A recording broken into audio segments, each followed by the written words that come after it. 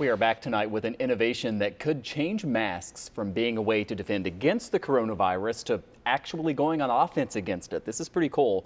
A French startup company says that its new mask, which looks just like those blue surgical ones that you see all over the place, actually has a layer of decontaminating material that deactivates any virus with which it comes into contact. That company claims that it will reduce any virus exposure by 99.9%.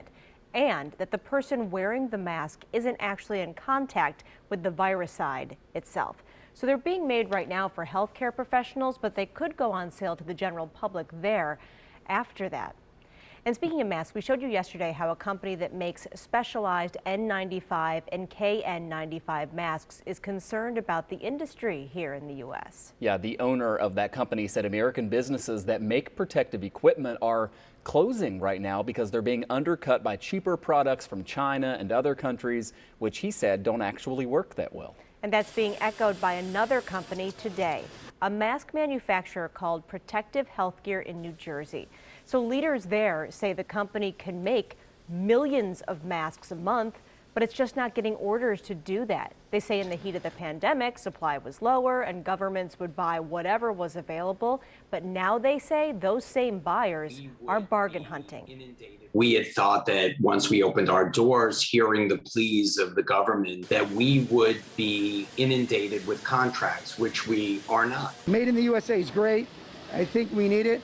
We need it now. So what's the answer here? Well, PHG, that company, says it's subsidies for companies making masks. That's what they should do because that would keep American jobs and ensure that the quality of the protective gear is better and doesn't let the industry fade away in this country. It could make a shortage more likely if another pandemic comes around. Are you concerned that a year later we're forgetting about that supply disaster we were in 365 days ago? I would hope not. I would hope not. If they don't support us, then we could fall into the same exact situation again another time. History always repeats itself, and we'd like it not to repeat itself in this particular instance. And you think of these companies that, these were entrepreneurs and people who risked a lot to create these companies thinking that they were doing something that was actually going to help. And now to see them struggling in this way is frustrating. Yeah, and I think that question is interesting. Do you think people have forgotten? And I think in some ways people's memories can be a little short. And there's a lot going on up here for everybody right now, too. On top of it, correct. Dealing with a lot of things. Yep.